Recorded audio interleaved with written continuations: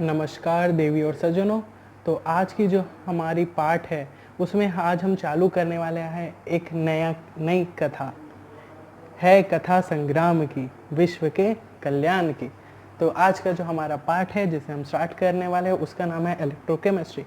तो हर बार की तरह हम क्या करेंगे, सबसे पहले देखिए एनसीईआरटी कितना प्यारा सा लाइन लिखा हुआ है। Chemical reactions can be used to produce electrical energy, conversely electrical energy can be used to carry out chemical reactions that do not proceed spontaneously. ठीक है, तो इसी से आपको समझ आ रहा होगा कि जो हम इलेक्ट्रोकेमिस्ट्री हैं उसका यूज़ करके दो काम कर सकते हैं। क्या? सबसे पहला, अगर हमारे पास कोई स्पॉन्टेनियस रिएक्शन है तो उसे हम इलेक्ट्रिक करंट जनरेट कर सकते हैं, और अगर हमारे पास कोई नॉन स्पॉन्टेनियस रिएक्शन है तो हम इलेक्ट्रिसिटी की मदद लेकर उसे उस नॉन स्पॉन्टेनियस रिएक्शन को प्रोसीड करा सकते हैं। तो आज की जो हम अपनी क्लास के स्टार्ट करते हैं, चलिए।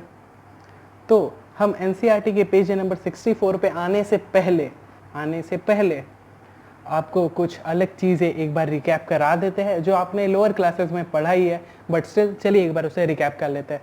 क्या है? कंडक्शन ऑफ इलेक्ट्रिसिटी जो है दो तरह से होते हैं, हम जानते हैं। या तो हम मेटेलिक कंडक्शन का यूज़ कर सकते हैं या फिर इलेक्ट्रोलाइटिक कंडक्शन का भी यूज़ कर सकते हैं। तो दोनों में डिफरेंस क्या है, वो एक इंपॉर्टेंट चीज़ है जो बोर्ड्स में आते हैं और आपकी जानकारी के लिए आपको पता भी होना चाहिए। तो चलिए एक बार उन्हें देख लेते हैं फटाफट से। इलेक्ट्रिक करंट जो है इलेक्ट्रॉन के फ्लो से होता है, लेकिन इलेक्ट्रोलाइटिक कंडक्शन में इलेक्ट्रिसिटी आयंस के फ्लो से होता है। इसमें चार्ज ट्रांसफर होता है, लेकिन जो मेजर मैटर का ट्रांसफर नहीं होता। मेजर मैटर यहाँ पे क्यों बोला गया?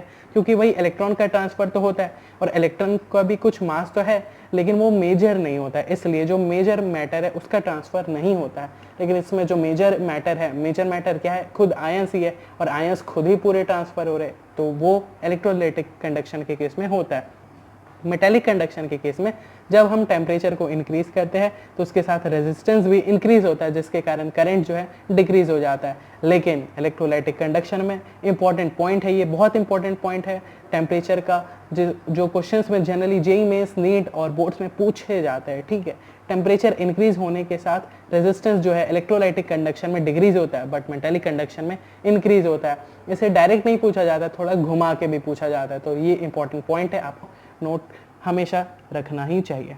ठीक है, अब आते हैं अलग अलग टॉपिक्स पे। सबसे पहले आता है स्ट्रॉन्ग इलेक्ट्रोलाइट। भाई स्ट्रॉन्ग इलेक्ट्रोलाइट क्या होता है? आप जानते हैं कि जितने भी strong acids, basis and strong salts होते हैं, जो कि जनरली मिनरल ही होते हैं, mineral acid, mineral base, mineral salts जो होते हैं, वो जनरली स्ट्रॉन्ग इलेक्ट्रोलाइट्स के केस में एग्जाम्पल में आते हैं। बट वीक इलेक्ट्रोलाइट के केस में जनरली जितने भी ऑर्गेनिक कंपाउंड्स है, जनरली वो लोग आते हैं वीक इलेक्ट्रोलाइट्स के केस में।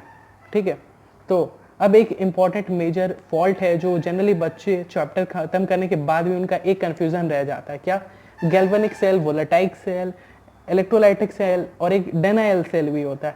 ये सारे सेल ही है, लेकिन दोनों में डिफरेंस क्या है? इन सब में डिफरेंस क्या है? कौन सा इलेक्ट्रिकल एनर्जी को यूज़ कर रहा है और कौन सा केमिकल एनर्जी को यूज़ कर रहा है, बहुत कन्फ्यूजन रहता है भाई। तो आज इस लेक्चर में हम सबसे पहला कन्फ्यूजन यही क्लियर आउट करने वाले हैं। देखिए, गैल्वेनिक सेल और वोलेटाइक सेल दोनों एक ही होते हैं, और इनको हम डेनाइल सेल भी बोलते हैं, डेनाइल सेल भी बोलते हैं। ठीक है, और इलेक्ट्रोलाइटिक सेल एक अलग सेल होता है। डेनाइल सेल या फिर गैल्वेनिक सेल में क्या होता है? स्पॉन्टेनियस केमिकल रिएक्शन के जरिए हम इलेक्ट्रिक करंट को जनरेट करते हैं, और इस पूरे चैप्टर में हम इसी के ऊपर जनरली फोकस करने वाले हैं। ठीक है, तो गैल्वेनिक सेल में क्या होता है, या फिर वोलेटाइक सेल या डेनाइल सेल में क्या होता है? स्पॉन्टेनियस केमिकल रिएक्शंस का यूज करके इलेक्ट्रिसिटी जनरेट की जाती है। But in case of electrolytic cell उल्टा होता है, इलेक्ट्रिक करंट का यूज करके नॉन स्पॉन्टेनियस रिएक्शन को डिराइव किया जाता है। फिर केमिकल एनर्जी जो है कन्वर्ट होती है इसमें इलेक्ट्रिकल एनर्जी में, इस केस में, लेकिन इलेक्ट्रिकल एनर्जी जो है कन्वर्ट होती है केमिकल एनर्जी में इस केस में। एक सेकेंड, आपको सारा कंफ्यूजन क्लियर तो हुआ ना भाई? देखो, galvanic cell, voltaic cell, डेनाइल cell सब भाई भाई है, एक ही थाली के चट्टे बट्टे है। लेकिन इलेक्ट्रोलाइटिक सेल जो है एक अलग प्रजाति है, इसका काम कुछ और है, इसका काम कुछ और है। ये क्या करेगा? केमिकल एनर्जी को कन्वर्ट करेगा इलेक्ट्रिकल एनर्जी में, और ये इलेक्ट्रिकल एनर्जी को केमिकल एनर्जी में। ठीक है, जो हमारा गैल्वेनिक सेल होता है वो यूज्ड होता है बैटरीज में, सेल्स में, रिमोट्स जो आप बैटरीज यूज करते हैं, ड्यूरा सेल भाई उसी की बात कर रहे हैं। हाँ, वो हो किस में आ गया? गैल्वेनिक सेल में। वो क्या देता है आपको? इलेक्ट्रिसिटी देता है from by using chemical energy. ठीक है, लेकिन जो इलेक्ट्रोलाइटिक सेल्स होते हैं वो रिफाइनिंग में यूज होते हैं। जैसे कि आपने पढ़ा होगा कि जो इम्प्योर कॉपर रॉड है, इम्प्योर गोल्ड है, उसे हम प्योरीफाई करने के लिए, रिफाइन करने के लिए यूज करते हैं इलेक्ट्रोलाइटिक सेल का। ठीक है, अब इस चैप्टर में हमारे पास कुछ इंपॉर्टेंट टर्म्स आने वाले। इस चैप्टर में हम जो मेजरली गैल्वेनिक सेल्स और वोलेटाइक सेल्स के बारे में पढ़ने वाले हैं, तो उसमें कुछ मेजर टर्म्स आते हैं जिनको हम डिस्कस कर लेते हैं। सबसे पहला आता है सॉल्ट ब्रिज। चाहे वो सॉल्ट ब्रिज हो, चाहे कुछ भी हो, उन सबको देखने से पहले हमें एक बार ये स्ट्रक्चर डायग्राम देख लेना चाहिए। ये पेज नंबर 64 में एनसीईआरटी का दिया हुआ है। इसमें हम देख सकते हैं कि हमें क्या यूज़ किया गया, डिनाइल या फिर वोलेटाइक सेल इसमें है। ये दो कटोरे जैसे क्या चीज़ है भाई, ये दोनों को हाफ सेल से बोले जाते हैं। ये अकेला हाफ सेल है और ये दूसरा हाफ सेल है, दोनों मिला के कंप्लीट सेल का फॉर्मेशन करते हैं। आप देख सकते हैं ये दोनों इलेक्ट्रोड है। ये बीच में जो यू शेप का जो है, ये यूट्यूब जैसा है जो है, ये चलाने वाला यूट्यूब जिसमें आप लेक्चर देख रहे हैं वो नहीं है, ये है, इसे हम कहते हैं सॉल्ट ब्रिज। सॉल्ट ब्रिज के जो बीच में होता है भाई, ये सॉल्ट ब्रिज क्या काम करता है, चलिए उसके बारे में हम आगे देखते हैं। ठीक है, पहले देख लेते हैं ये जो क्या है, ये वायरिंग है, ये छोटा सा रेजिस्टेंस लगाया हुआ है, ये एक बैटरी का यूज़ किया गया है। बैटरी लगाए चाहे नहीं लगाए कोई उससे फ़र्क नहीं पड़ेगा। बैटरीज हम लगाते हैं ताकि अगर रिएक्शन इस तरह से जा रही है तो अब रिएक्शन को हम रिएक्शन का डायरेक्शन या फिर करंट फ्लो का डायरेक्शन चेंज करने के लिए यूज़ किया जाता है। ठीक है, फॉर एग्जाम्पल ई एक्सटर्नल, जैसे यहाँ पे लेस देन अगर 1.1 वोल्ट है तो अगर करंट का डायरेक्शन इस केस में अगर यहाँ दिख रहा है आपको, देखिए एरो से क्या दिखाया जा रहा है यहाँ पे, लेकिन अगर हमने करंट ई सेल का वैल्यू 1.1 वोल्ट रख दिया, देखिए एक्चुअली हो क्या रहा है, ये सेल्स है, ठीक है, दोनों में करंट प्रोडक्शन हो रहा है। 1.1 वोल्ट का पोटेंशियल डिफरेंस दोनों के बीच में है, दोनों इलेक्ट्रोड्स के बीच में 1.1 वोल्ट का पोटेंशियल डिफरेंस है। अगर ई सेल जो है लेस देन 1.1 वोल्ट रहता है तो करंट जो है इस डायरेक्शन में फ्लो करेगा, और अगर ई सेल का वैल्यू अगर हम 1.1 वोल्ट रख देते हैं तो क्या हो जाता है, इस डायरेक्शन से करंट और जो सेल का इस डायरेक्शन में करंट है, दोनों कैंसिल आउट होके करंट जो नेट करंट है वो जीरो हो जाता है, आई का वैल्यू जीरो हो गया। लेकिन अगर हम वापस ई का वैल्यू ग्रेटर देन 1.1 वोल्ट करेंगे तो जो करंट इस डायरेक्शन में फ्लो कर रहा था अब वो इस डायरेक्शन में फ्लो करने लगेगा। आई होप कि आपको समझ आया होगा। तो इसमें हम क्या देख सकते हैं, हमारे पास इलेक्ट्रोड्स है, सॉल्ट ब्रिज है, फिर कंटेनर्स है जिसे हम हाफ सेल्स कहते हैं, ZnSO4 और CuSO4 है। एक और इंपॉर्टेंट बात जो आप बार बार कंफ्यूज हो जाते हैं, आपको याद रखना है, एनोड में हमेशा ऑक्सीडेशन होता है। एनोड में हमेशा ऑक्सीडेशन होता है, ये आपको हमेशा याद रखना, चाहे कैसा भी सेल हो, डेनाइल सेल हो, चाहे इलेक्ट्रोलाइटिक सेल हो, चाहे कैसा भी सेल हो, एनोड में हमेशा ऑक्सीडेशन होता है और कैथोड में हमेशा रिडक्शन ही होता है। You must always remember anode is used for oxidation and cathode is used for reduction purpose. Anode का जो साइन होता है नेगेटिव होगा या पॉजिटिव होगा, वो कौन सा सेल हम ले रहे हैं उस पर डिपेंड करता है। जैसे डेनाइल के केस में नेगेटिव होता है एनोड से और कैथोड के केस में पॉजिटिव होता है। लेकिन अगर हम वही इलेक्ट्रोलाइटिक सेल की बात करें जहाँ पे हम प्योरिफिकेशन ऑफ मेटल्स की वो यूज़ करते हैं तो उस केस में साइन जो है चेंज हो जाते हैं। ठीक है, अब हम यहाँ पे देख सकते हैं कि इस हाफ सेल में ZnSO4 है और ये जो इलेक्ट्रोड है वो जिंक का है। अगर जिंक का इलेक्ट्रोड है और हम जानते हैं कि एनोड में हमेशा ऑक्सीडेशन होता है तो Zn का जो ऑक्सीडेशन स्टेट यहाँ पे 0 है, तो अब क्या होगा, जिंक का ऑक्सीडेशन होगा क्योंकि ये एनोड पे है, तो Zn किस में जाएगा, Zn2+ में जाएगा। कहाँ पे, एनोड पे। एनोड पे हमेशा क्या होता है, ऑक्सीडेशन, और एनोड यहाँ पे जिंक का लिया गया इसलिए जिंक का ऑक्सीडेशन Zn से Zn2+ होगा। और हम जानते हैं यहाँ पे कॉपर है और कॉपर जो है कैथोड के रूप में यूज़ किया गया है, तो यहाँ पे क्या होगा, रिडक्शन होगा कैथोड में। कैथोड में रिडक्शन होगा किसका, कॉपर का। तो कॉपर जो Cu2+ में है वो किस में जाएगा, Cu में। So this is the reaction that is occurring in this cell, in this voltaic cell और इन दिस डेनाइल सेल। अब बात करते हैं इस सॉल्ट ब्रिज की। ये जो सॉल्ट ब्रिज है वो है क्या। सो salt bridge is a bridge between two containers filled with gel like neutral salt.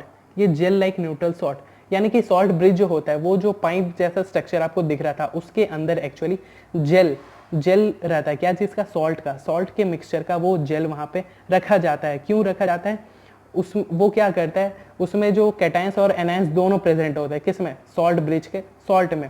तो क्या करता है, वो जंक्शन पोटेंशियल को रिड्यूस करता है।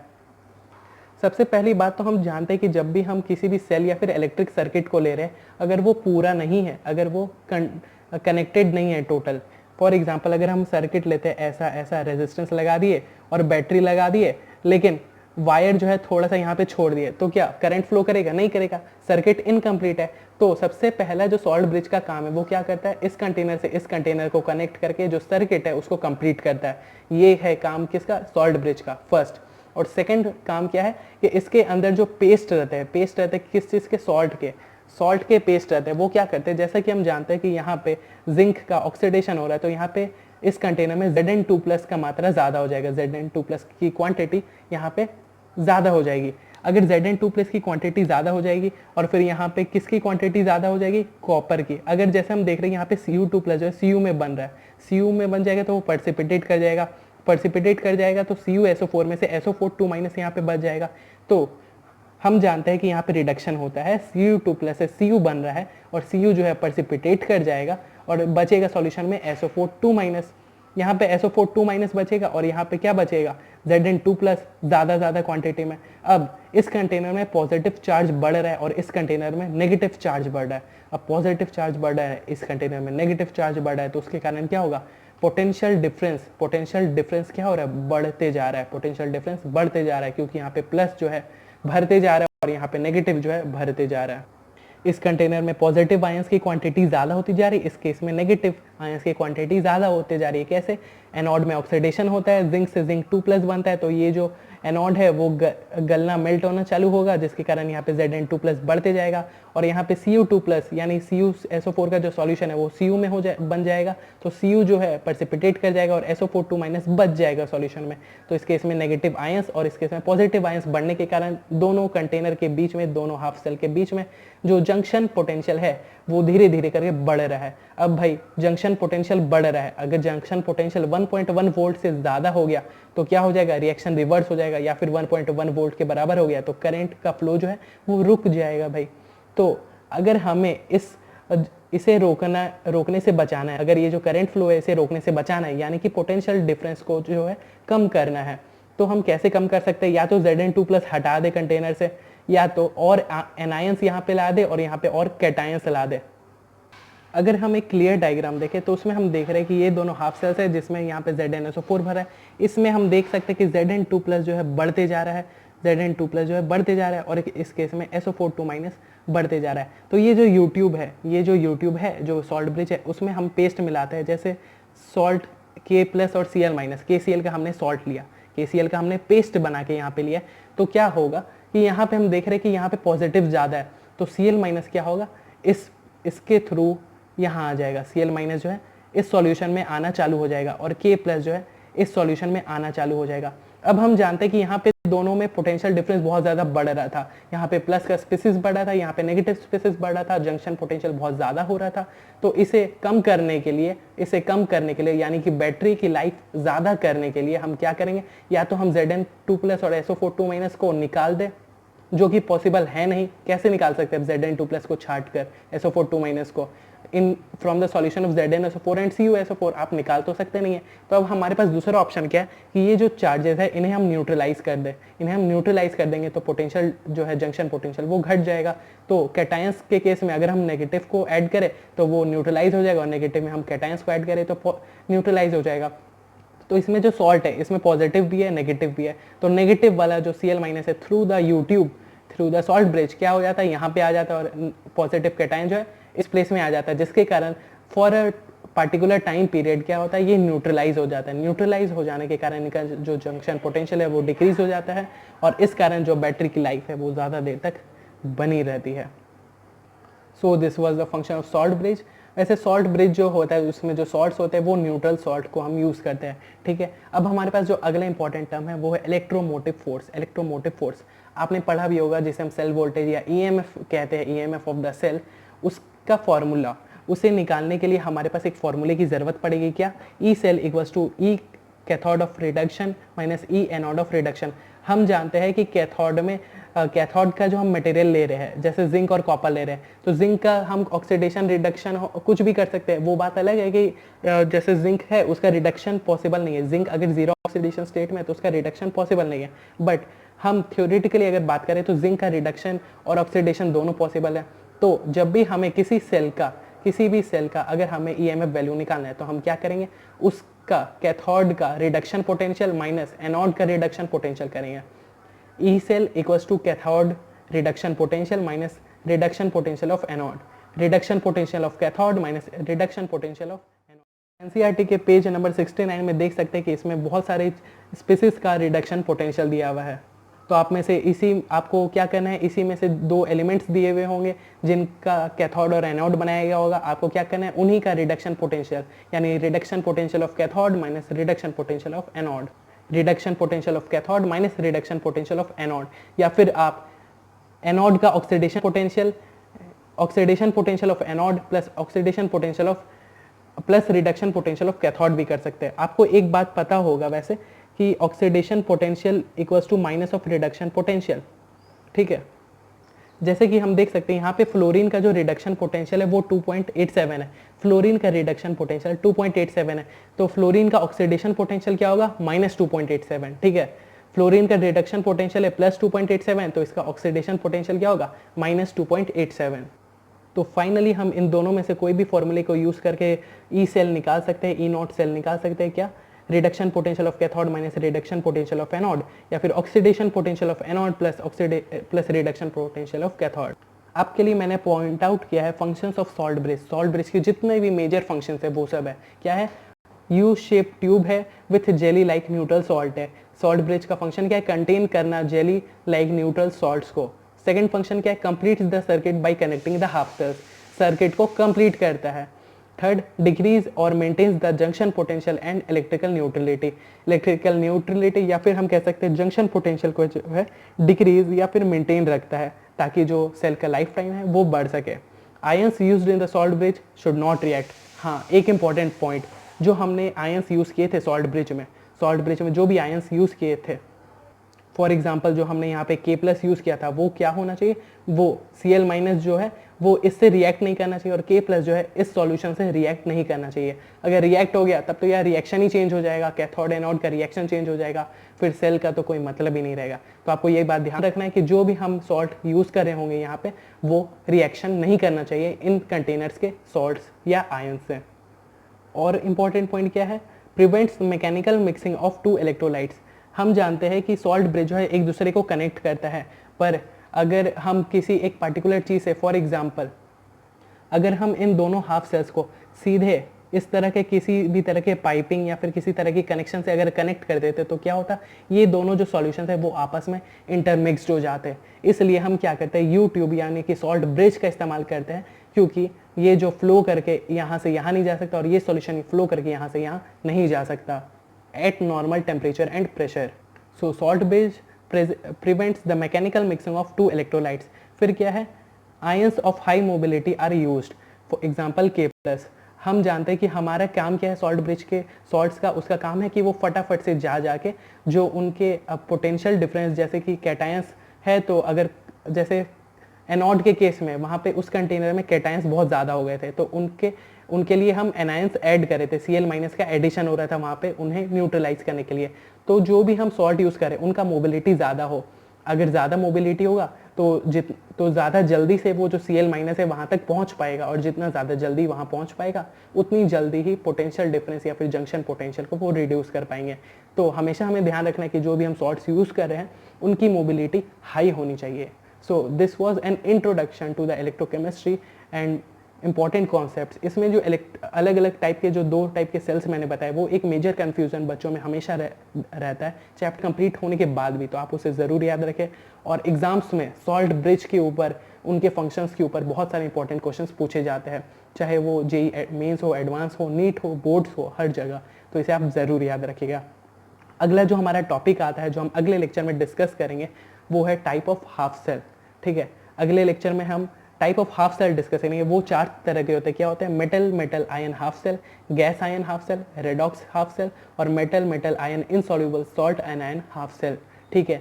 इसमें से जो ये लास्ट वाला है ये बहुत ज़्यादा इंपॉर्टेंट नहीं है, JEE एडवांस में ही इस पे क्वेश्चंस आते हैं और वो भी बहुत कम ही आते हैं, ठीक है। तो ये बहुत ज़्यादा इंपॉर्टेंट नहीं है। और ये जो फर्स्ट वाला है मेटल आयन हाफ सेल, ये जो हम जिंक और कॉपर की ये जो नॉर्मल से बोर्ड्स के सिलेबस में होते हैं, जो हम अब जैसा कि हमने अभी एग्जांपल देखा था एनसीईआरटी में भी कि जिंक और कॉपर का हमने लिया था सॉल्यूशन, तो वो उसे हम कहते हैं metal metal ion half cell. इसके बारे में हम आगे डिस्कस करेंगे और ये जो है सबसे ज़्यादा इंपॉर्टेंट इसलिए आता है क्योंकि ये बोर्ड्स में भी आते हैं, जेईई मेंस में भी और एडवांस में भी जनरली इसी के ऊपर ही बेस्ड क्वेश्चन रहता है। बट इन दोनों को भी हम इग्नोर नहीं कर सकते क्योंकि ये दोनों बोर्ड्स के सिलेबस में नहीं है, बट एग्जाम्स में जैसे नीट हो चाहे जेईई हो उसमें पूछे जाते। तो अगले लेक्चर में हम इसके बारे में डिस्कस करेंगे।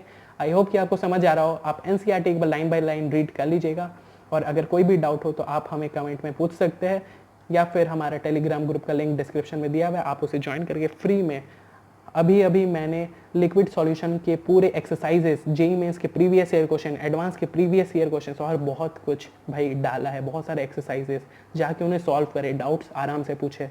1.5 लाख रुपए का मटेरियल है भाई, ऐसे मत छोड़ो।